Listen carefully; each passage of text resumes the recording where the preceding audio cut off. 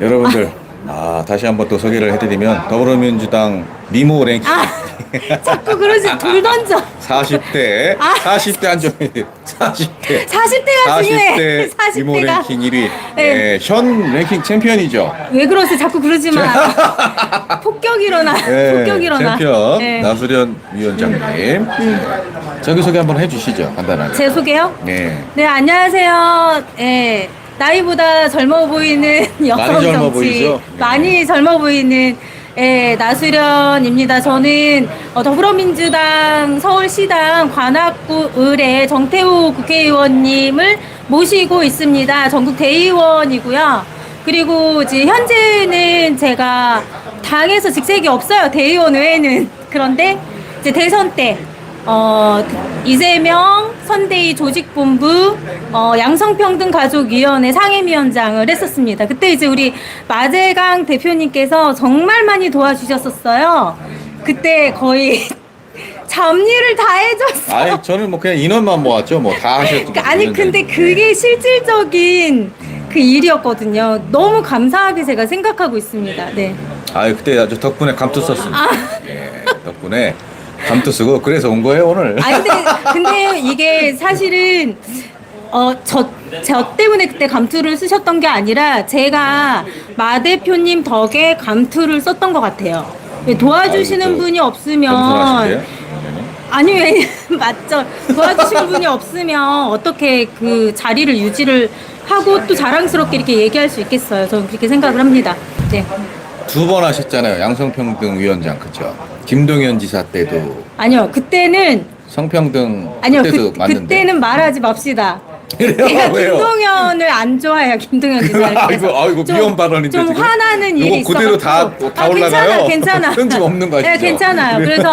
그래서 이제 그때 좀 이제 고생하신 분들이 계십니다. 그래서 저는 제가 그래서 이재명 대표님을 지금도 이제 끝까지 엄청 지금도 많이 응원하고 있는데 지금 많이 어려운 상황이잖아요. 그렇죠, 많이. 네, 그래서 저는 이제 끝까지 만약 최악의 상황에 도래한다 하더라도 저는 이재명 대표님 저는 끝까지 응원할 생각입니다. 네. 진정한 지지자시네요. 저 새벽에 현수막 친명계입니까? 친명계? 전 치명계죠. 당연히 치명계지. 자, 뭐 네. 다음 질문 한번 넘어가 보죠. 네, 우리 지금- 또 질문지가 있는데 자기소개는 네. 충분히 하셨고. 네네. 근데 이거 사연이 많은데 민주당을 선택한 계기. 그죠? 사연이 많죠. 사연이 많지 않아요? 민주당을 선택을 하게 된 네. 그런 계기나 뭐 어떤. 제가 이제 원래는 이제 어떤 여성 단체에서 이제 어떤 좀 지부장을 이제 하다가 이제 언론사 이제를 만나서 언론사에서 이제 기자와 편집국장 일을 하다가 그러다가 이제 자유한국당에서 저를 2019년에 섭외했었잖아요. 예. 섭외라고 하기보다 그 영입이라고 예. 했죠. 아까 황교안 대표가 직접 하지 네, 않았나요? 그쵸. 근데 이제 그게 거물급이셨네 아주. 아니요. 저 정말 그냥 평범한 사람이었습니다. 잠시만요. 네. 휴대폰이 몇 개예요 도대체? 여보세요. 연락드릴게요. 네. 휴대폰이 지금 정치인들 이게 문제야. 언론사 정치인들 때문에 네. 하나 더 한 거예요. 근데 이제 그때 저는 그냥 기자로서 충실하고 싶었어요. 기자셨지요? 네, 그래서 이제 양당을 동일하게 똑같이 인터뷰를 하려고 저는 정치인들을 다 만났어. 정치적 여당, 야당. 중립을 지키면서 일단. 그래서 저는 사실 국민의힘 쪽, 그때 자유한국당 쪽이었죠. 그쪽 정치인들을 더 많이 만났고, 사실 지금도 그쪽 정치인들하고 더 친해요. 대학원도 마찬가지고. 근데 그때 당시에 저는 민주당에서 일을 너무 하고 싶었어요. 왜요? 왜냐면 그때 이제 남북 정상회담도 있었고 그때 저는 민주당은 진짜 통일을 이룰 수 있는 제일 첫 번째 카드를 쥔 당이라고 저는 생각을 했었거든요. 그래서 저는 이제 민주당에서 일을 하고 싶었는데 민주당 쪽에서 저를 콜을 안 하는 거예요. 그래서 이제 되게 서운했죠. 그런데 이제 자유한국당에서는 이제 저를 6개월 동안 쫓아다녔어요. 계속 들어와달라. 예, 중앙 차세대 이제 들어와라 이러면서. 그때가 몇 년 전 아니에요? 2019년도. 그때 이제 6개월을 계속 요청을 하고 자기네 받는 여러 가지 프로그램에 계속 초대를 하고 그래서 제가 이제 가입을 해볼까? 이제 그런 생각이 살짝 있었는데 나는 통일이 꿈이라서 양쪽을 다 인터뷰를 해야 된다. 인맥을 형성하고 싶다 얘기했더니 아니 통일을 하려면 당연히 정치를 해야지. 그래야지 더 빠르지. 관련 법안을 내고 입법을 하고 그렇게 영향력이 배지를 달면 훨씬 큰데 정치를 해야 된다.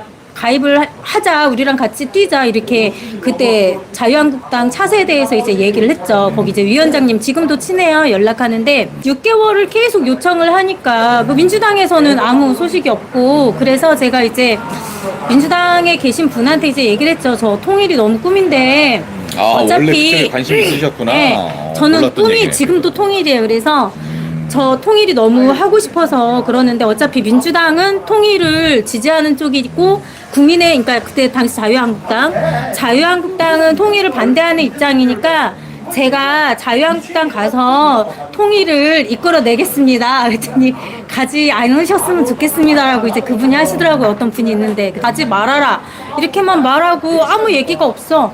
그러면은 어떠겠어요? 이쪽에선 계속 오라고 하는데 그래서 제가 그때 이제 자유한국당을 이제 가입을 했죠.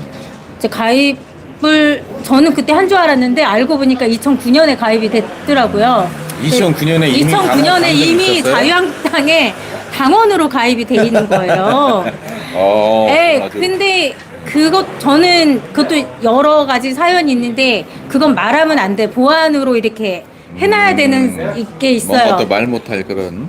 제 일은 아닌데 여러 가지 주변에 이제 일이 있어서 그건 말하면 안 되고 여하튼지 간에 중요한 건 그래서 제가 이제 그때 가입을 하고 이제 2달 활동은 그러니까 6개월을 그쪽에서 쫓아다녀서 6개월을 도와주고 기사 내주고 그 차세대 들어간 지 2달이 딱 됐고 그때 이제 11월에 들어갔거든요. 그리고 이제 1월 7일인가 그때 이제 연락이 왔어.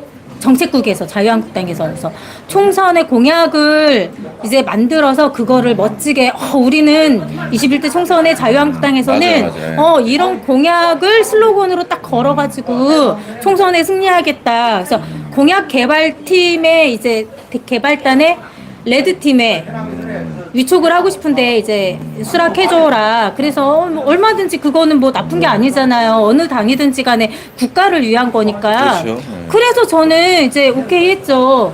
근데 이제 그 역할이 뭐였냐면 레드팀이 피드백하는 거였어요. 약간 반대 진영에서 중립이나. 그래서 레드팀인 거예요. 예.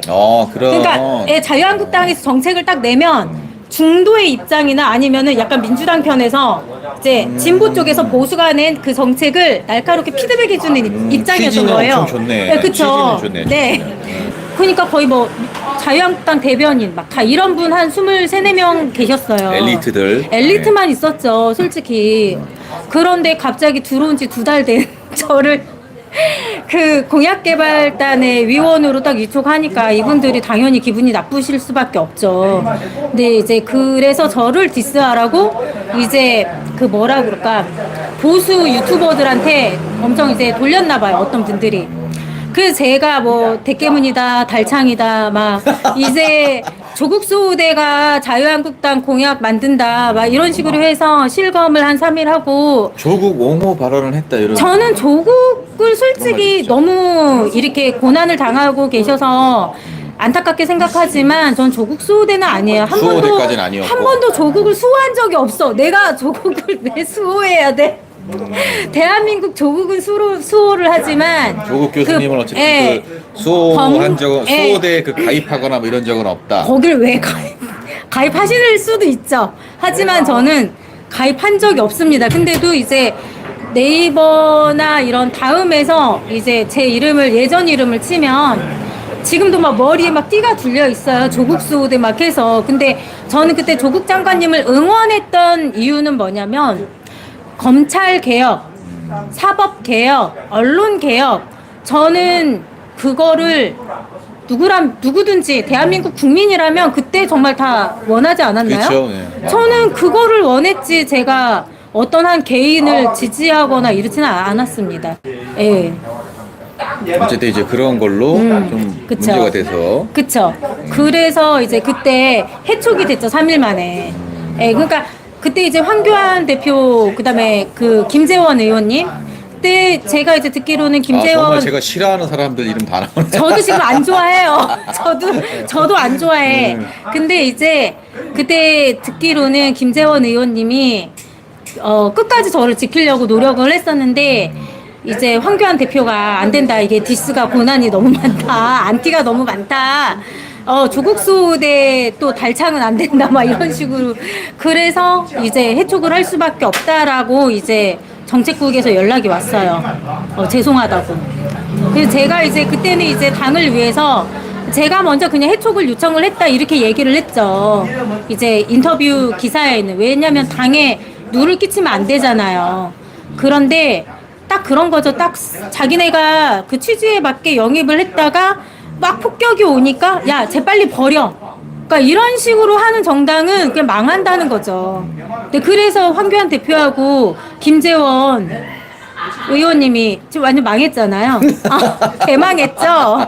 네, 다시 회생하기 참 어려울 것 같습니다. 제가 봤을 힘들죠. 때는. 네, 다시 회생하기. 김재원 의원님은 공천도 못 받을 것 같습니다. 그러니까 저한테 함부로 하시면 안 돼요. 그렇죠. 받으면 안 돼요. 네, 또 제가 그거는. 은근히 기가 세고요. 자, 다음 질문으로 넘어가 볼까요? 이제 세 번째까지는 된 것 같고, 여성 인권 관련해서 활동을 또 많이 하셨잖아요. 그죠? 아, 정말 더 여성 앞으로 인권의 현 주소 어때요? 제가 이제 제가 원래는 그 더불어민주당에서 한 제1기 청년 명예 국회의원에서 그렇죠. 거기 저기 있었잖아요. 여성가족위원회 여가위 위원장 했잖아요. 했었잖아요. 그 그렇죠. 투표했죠. 네, 맞아요. 우리 네. 위원회에서 투표를 한 거예요. 누가 그 자리를 꽂아준 게 아닙니다. 이렇게 민주당은요. 아, 투표를 해서 나는 네, 당선이 된 거다? 투표했어요. 민주당은 뭐 꽂아주고 이런 거를 저는 당에 들어와서 한 적이 없어요. 뭐 대변인들은 누가 이렇게 꽂아주고 하는 경우가 있었대요. 근데 이번에 청년 대변인 두 명은 막 경쟁해가지고 뽑혔잖아요. 근데 그 다른 뭐 상근부 대변이나 부대변인이나 이런 분들은 인맥도 있어야 되고 프로필도 있어야 되고 그랬을 때 그런 게 가능하지만 저는 제가 민주당에 들어와서 누구 인맥으로 저 프로필 얻었어 이런 게 하나도 없어요. 어디에서 제가 활동하는 거를 보고 제 물건이네, 쟤 이거 시키면 잘하겠네. 내 힘으로 올라왔다. 그쵸? 당연하죠. 저는 그래서 제가 이제 그때 이제 청년명예 국회의원 때도 우리 여가위에 너무나 훌륭한 분들이 많으셨어요. 뭐 이번에 지선에도 3명이 당선되셨나? 그래요. 여가위에서 3명이나 됐어요? 3명이나 당선됐어요. 누구예요? 한 명은 저기 여수에 몰랐네? 있어. 여수에. 이제 여가위에 그렇게 시의원, 구의원들이 많이 배출됐는데 응. 내가 거기 위원장이었다. 그쵸. 저는 아무것도 안 됐죠. 저는 공천. 위원장은 지금 공천은 평민입니다. 위원장은 평민이고요. 위원장은 놀고 있고 놀고 있고.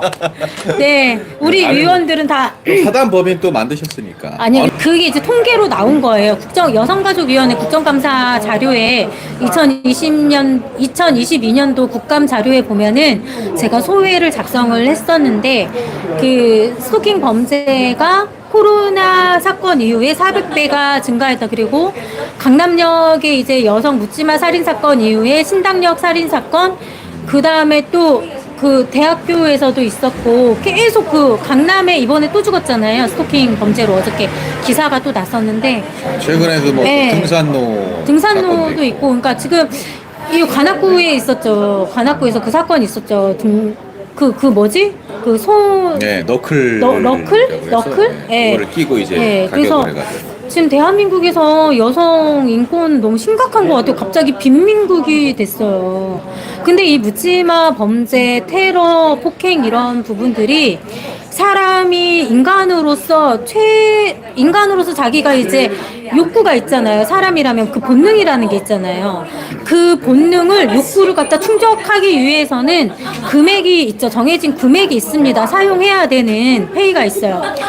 그런데 지금 경기가 너무 안 좋다 보니까 사람들이 이 욕구가 쌓이다 보니까 해소를 못 하다 보니까 묻지마 범죄로 이게 표출이 된 거예요.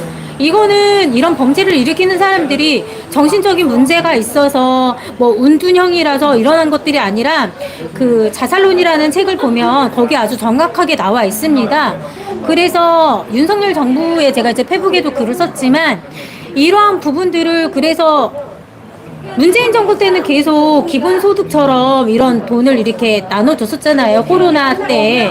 이렇게 30만 원, 뭐 40만 원 계속 나눠줬잖아요. 현금성. 예. 긴급복지 지원. 그리고 이제 복지 부분에 있어서 이 현찰을 풀어도 문제가 없는 게 어차피 내수에서 이게 다 돌잖아요. 이게 왜냐면 그 지역 상품권이라든지 이런 식으로 돈을 활용하게 하면은 그 지역에서 돈을 쓸 수밖에 없거든요. 그럼 이 돈은 어차피 내수를 순환을 하고 경제가 발전을 하는데 이 자금이 흘러간단 말이에요. 동맥경화의 그 경제. 그게 이재명 대표가 주장하는 그쵸. 기본소득의 원리죠, 뭐. 그런데 이제 그 경기 선순환 부분을 효과가 있을 것이다. 차단하고 있기 때문에 이 사람들이 경기도 악화되죠. 실업률이 증가하죠. 중소기업 줄도산하고 있죠. 오죽하면 파산 신청을 9만 명이나 했대요. 어떻게 파산 신청을 9만 명이나 할 수가 있어요? 이렇게 세상이 심각한데도 윤석열 정부에서는 지난주 보도자료가 뭐가 있었냐면 공무원하고 군인을 위한 노후에 본인들 받는 연금 있죠? 그 부분을 14%를 증액을 한 거예요. 그래서 10조를 더 늘렸다는 거예요. 이런 부분은 너무나 화가 나는 부분이죠. 청년 예산, 청소년 예산, 여성 그 성인지 예산 다 삭감했어요. 그리고 어떤 예산만 증액을 했냐? 공무원을 위한 자기 노후에 받아먹을 돈만 증액했다는 거죠. 이런 부분은 너무 화가 나죠. 그리고 모든 사람이 인권이 존중이 되고 그리고 또 복지 시스템이 발전을 하고 사회적으로 취약한 계층이 발생하지 않고 기울어진 운동장을 바로 세울 수 있는 것이 아닌가 저는 이렇게 생각합니다.